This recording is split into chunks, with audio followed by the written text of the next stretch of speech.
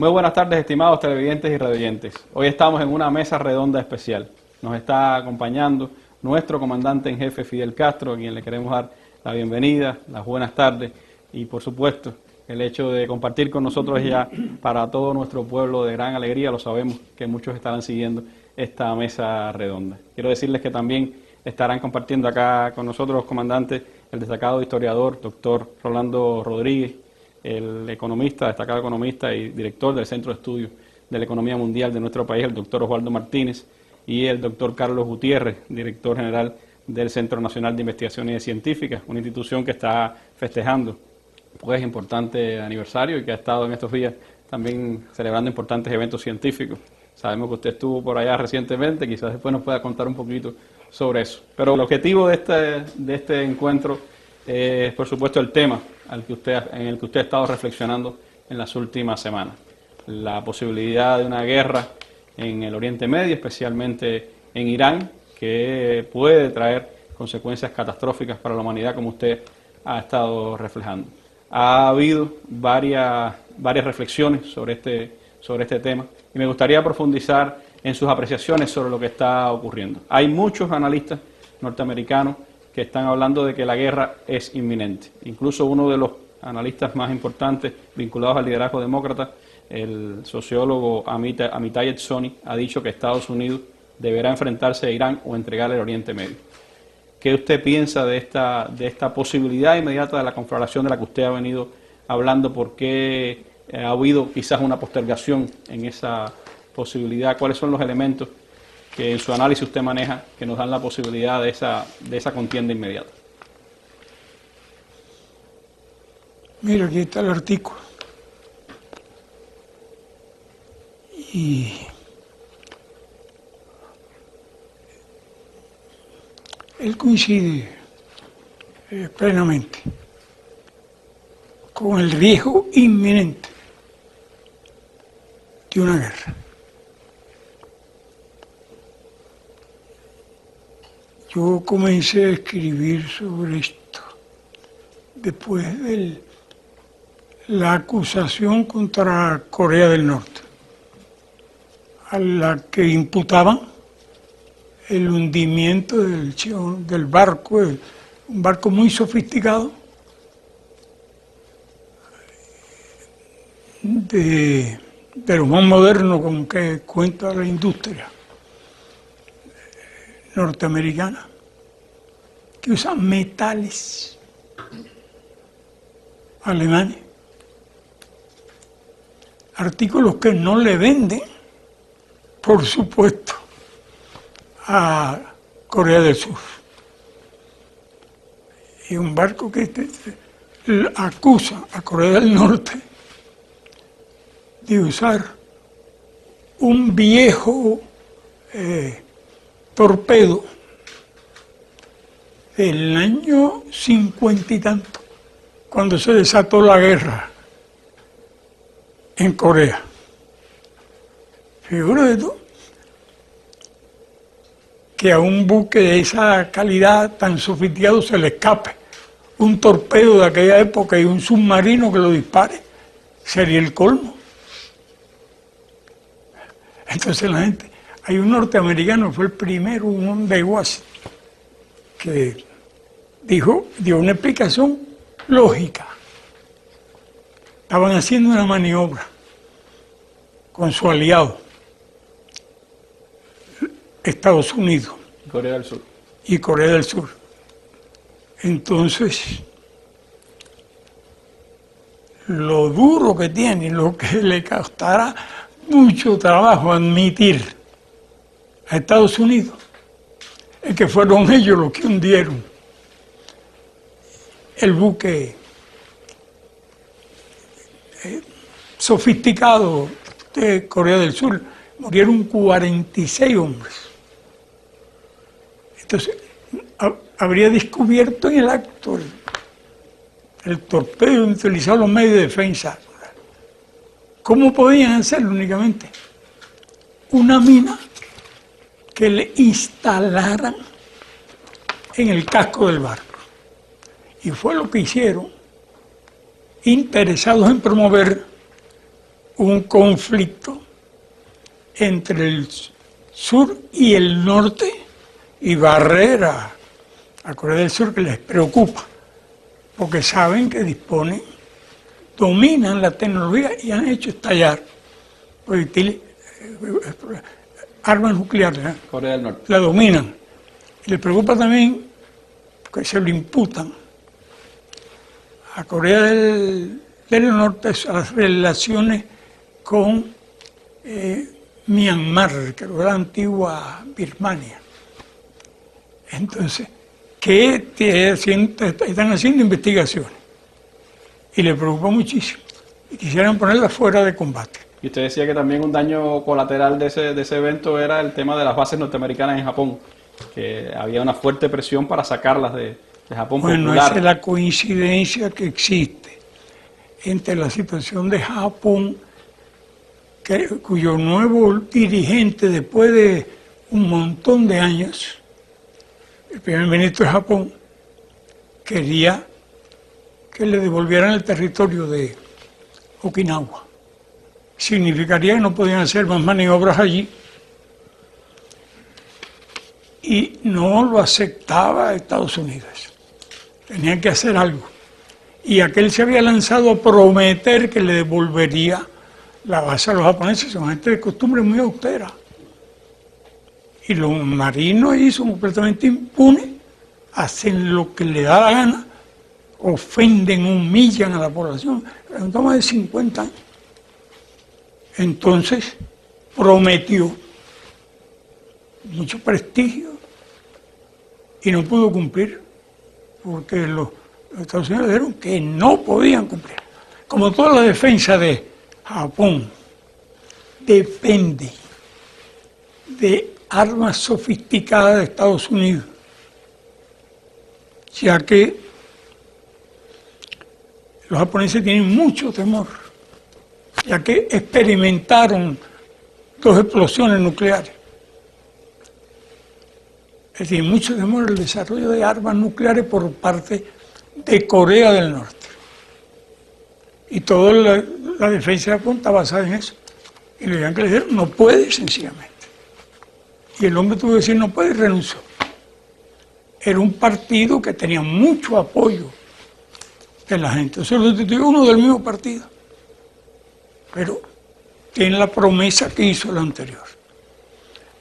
Esa es la relación que existe. Entonces, hay un punto del que no admite duda.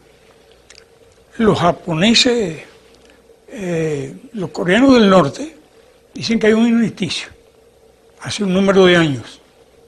Están los altoparlantes, eso en primera línea, y se acordó hace un número de años que no se colocaran de nuevo los altoparlantes. Al hundir el buque insignia de los coreanos del sur, entonces aquellos amenazaron, ya estaban colocando los altoparlantes. Estaban pendientes de 2 cosas. Una, que tenían que responder los rusos, que ese submarino fue fabricado por ellos, el hierro viejo aquel. Eso ya a fines de junio, ¿sabes? Lo otro, el Consejo de Seguridad tendría que analizar el disparo. Es decir, tendría que analizar el hundimiento, mejor dicho, del buque. Y aquellos dijeron, cuando los acusaron, vieron toda esa noticia, Kim Jong-il se monta en el tren blindado y viaja a toda velocidad a Pekín y le cuenta bien. Yo no tengo nada que ver con esto, ni tengo que hundir eso.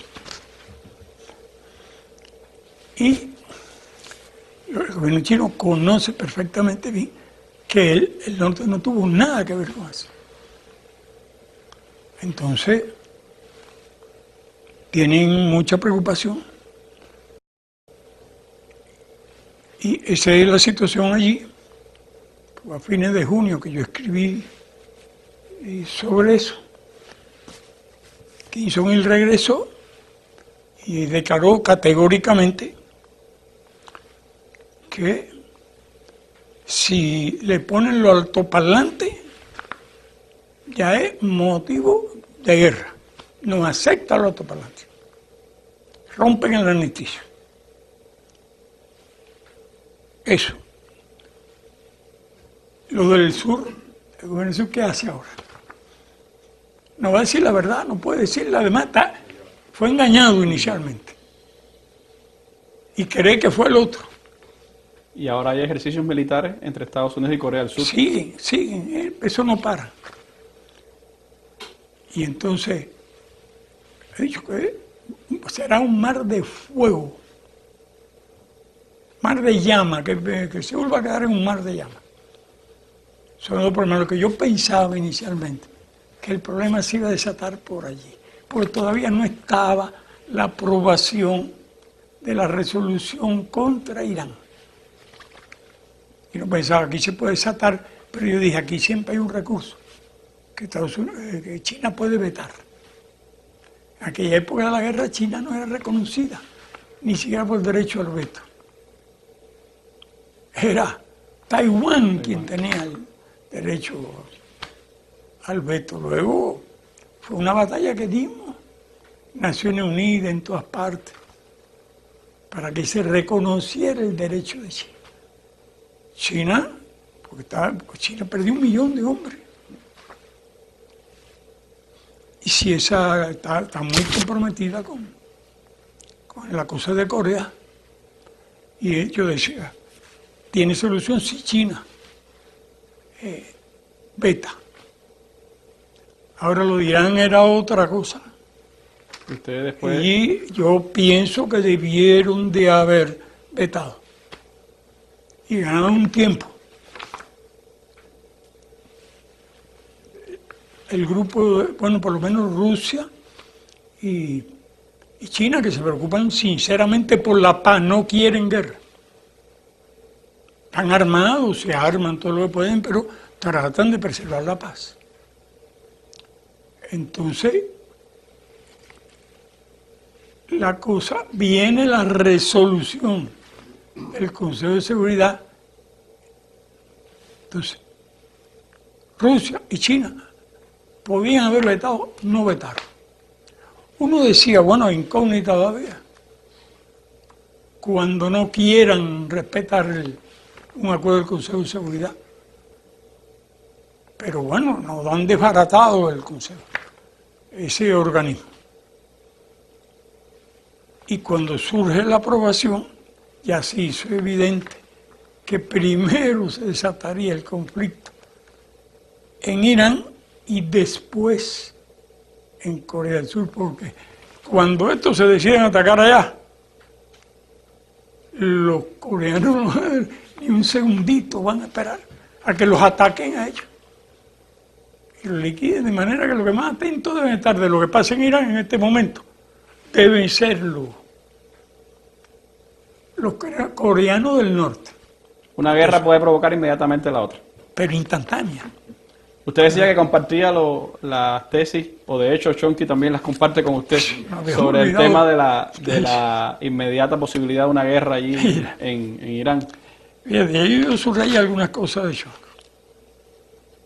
Él habla de la grave amenaza de Irán, es la más seria crisis de política exterior que afronta la administración Obama. Después añade, esto es largo, ¿no? La Marina estadounidense, yo siempre pongo Estados Unidos, ha informado sobre el envío de un equipamiento a la isla para apoyar a los submarinos dotados de misiles Tomahawk. Se está refiriendo a una islita que tenían los ingleses, Diego García, frente a Irán, y que allí tienen base. Entonces, dice, dotados de misiles Tomahawk que pueden portar cabezas nucleares. Según el informe de carga de la Marina obtenido por el Sunday Herald, de Glasgow, me perdonan porque no pronuncio muy bien el inglés. El equipamiento militar incluye 387 destructores de búnkers para hacer explotar estructuras subterráneas reforzadas. Están activando el engranaje para la destrucción de Irán, dijo a ese periódico el director del Centro de Estudios Internacionales y Diplomacia de la Universidad de Londres, Dan Plesch, entre comillas, lo que dijo. Los bombarderos y los misiles de largo rango de Estados Unidos están preparados para destruir 10.000 objetivos en Irán en pocas horas. Entonces, por otro lado, la prensa árabe publica que una flota estadounidense con una nave israelí ha pasado recientemente por el canal de Suez camino al Golfo Pérsico. Dice una, pero por allí pasaron unas cuantas. Pasaron portaaviones, pasaron submarinos nucleares. Egipto, que preside el ONU alineado, estimo que estaba en el deber elemental de protestar, y lo que hizo es que cerró el paso, puso soldados en un litoral, no dejó que nadie se acercara, y por allí pasaron para el mar, al estrecho de Hormuz primero, en dirección a Irán. Iban varios barcos israelitas a situarse, a tomar posesión allí. Después de la resolución del Consejo de Seguridad. Ahora decía, lo que decía dijo la prensa árabe, que cruzaron camino al Golfo, el Golfo Pérsico, donde su misión consiste en aplicar las sanciones contra Irán y supervisar los barcos que entran en y salen de ese país. O sea, la gran manzana de la discordia. Porque es seguro que no van a poder inspeccionar ninguno. ¿Cómo lo van a aplicar? Figúrate, si hace 31 años, cuando le impusieron la guerra química a Irán contra la revolución de Khomeini, de la Ayatollah Khomeini, que sin arma derrumbó al Shah de Irán. No tenía ejército, tenía los guardianes de la revolución, que en ese entonces era mandado por él, por Khomeini, pero el lado occidental, el que daba hacia Irak, era defendido por un ejército de la zona, a las órdenes de Ahmadinejad, que no es un improvisado, hombre, que ha vivido eso. Podrán estarse o no de acuerdo, pero no es un improvisado, hacer un cálculo sobre la base que van a salir corriendo a pedirle perdón a los yanquis es absurdo. Los propios estudios del Pentágono han reconocido incluso que Irán posee una capacidad militar suficiente, pero que tiene un carácter defensivo, y eso se contradice con el hecho de lo que están aduciendo en este minuto de las posibilidades de Irán de influencia militar en la región y el tema de la construcción de las armas nucleares.